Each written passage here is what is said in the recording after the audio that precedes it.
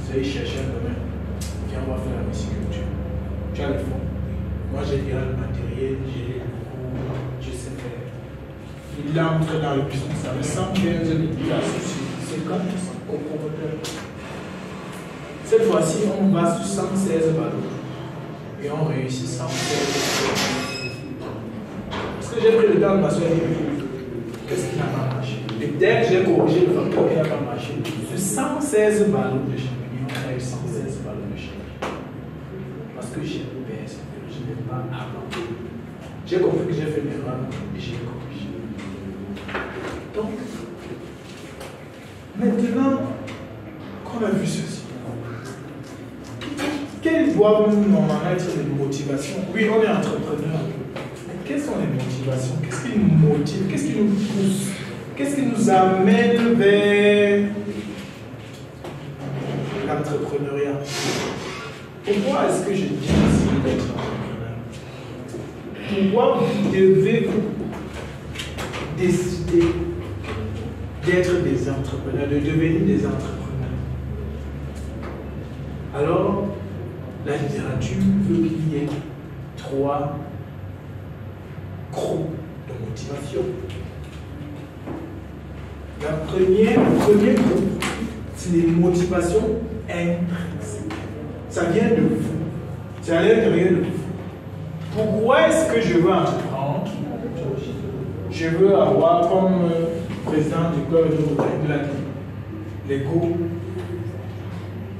une belle montre, un beau bracelet, avec un vêtement toujours neuf là, des belles chaussures, un bon salaire, être libre, mais attention.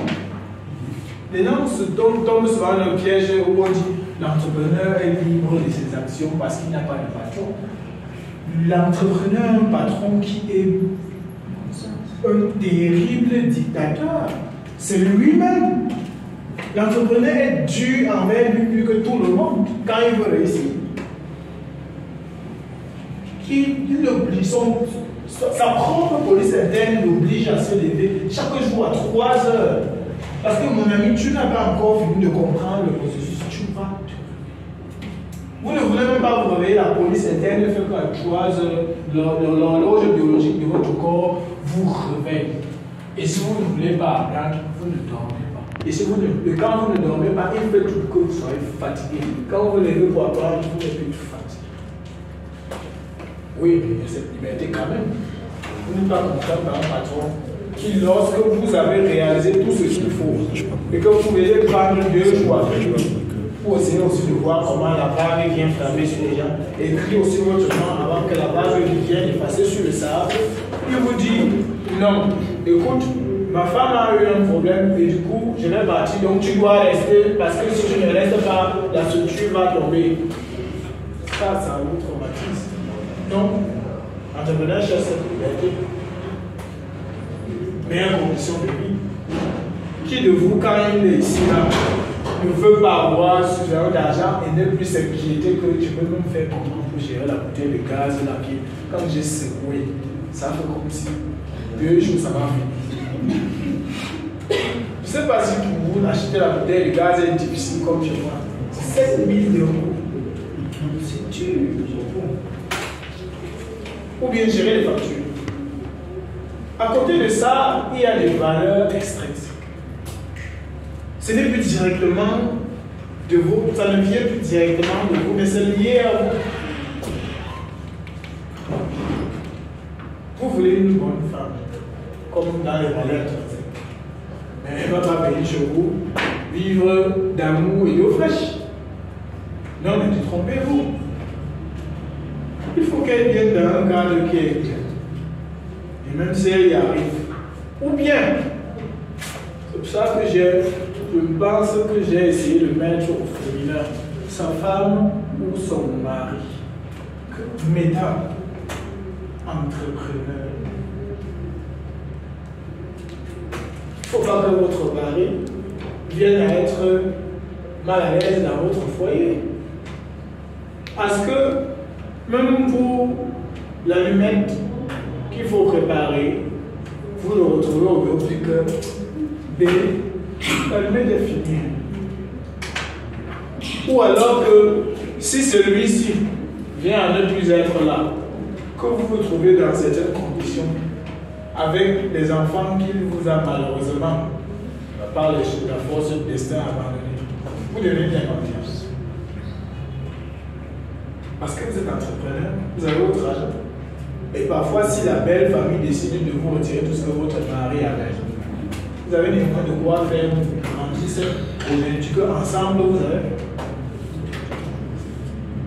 C'est pour ça que j'ai précisé. Homme comme femme doit se sentir interpellé par l'urgence de l'entrepreneuriat.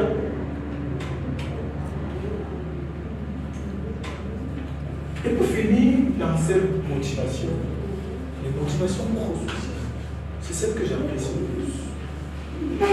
Là, vous donnez déjà un sens à votre entrepreneuriat.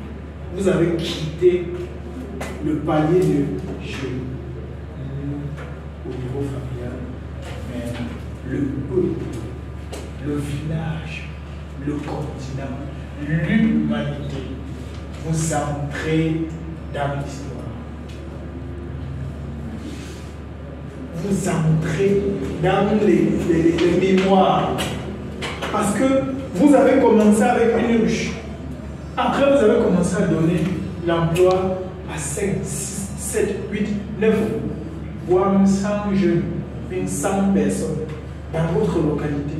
100 personnes à qui on donne l'emploi, c'est 100 familles qu'on sort d'une certaine précarité. Si vous le voulez, ou si vous ne le voulez pas, les bénédictions que chaque jour il dit merci là, Dieu prend aussi. Voilà celui qui a bien fait. Là, c'est déjà pro-social. Vous pensez une entreprise en disant il faudrait que ça permette de désenclaver mon village, de sortir mon continent de la misère. Hier encore, je voyais une vidéo, les Africains étaient entassés. C'est parti sur les réseaux sociaux, je ne sais pas si vous avez aussi vu ça. Oui, j'ai eu mal. Pourquoi?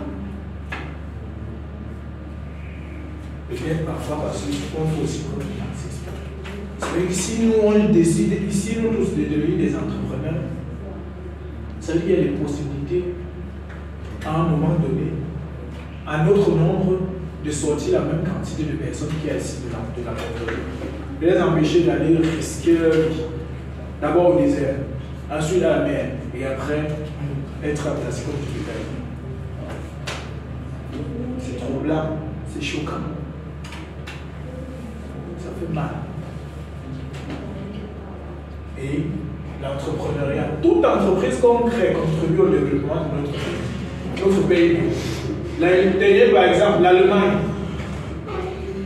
l'une des économies les plus stables, je pense que c'est celle qui est la moins endettée d'Europe,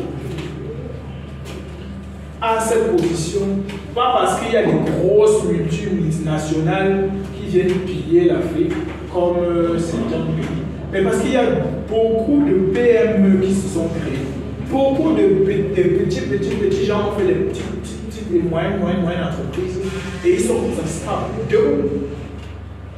L'Allemagne, aujourd'hui, c'est le bras fort de l'Europe. Mais pourquoi est-ce que l'Allemagne a ce problème? C'est parce que les gens ont décidé d'entreprendre. Et c'est ce que vous devez faire. Donc, pour ce qui est de la partie de l'entrepreneuriat, un peu que j'ai pu ressentir pour partager avec vous. À vous maintenant d'aller faire comme on a dit dans la deuxième partie, vous former. Parce que si ici, vous vous êtes fait former, alors allez faire le reste. Continuez à chercher pour ce qui est l'entrepreneuriat les possibilités. Entrons dans le plein pied dans le domaine qui est le mien, dans lequel je suis à l'aise.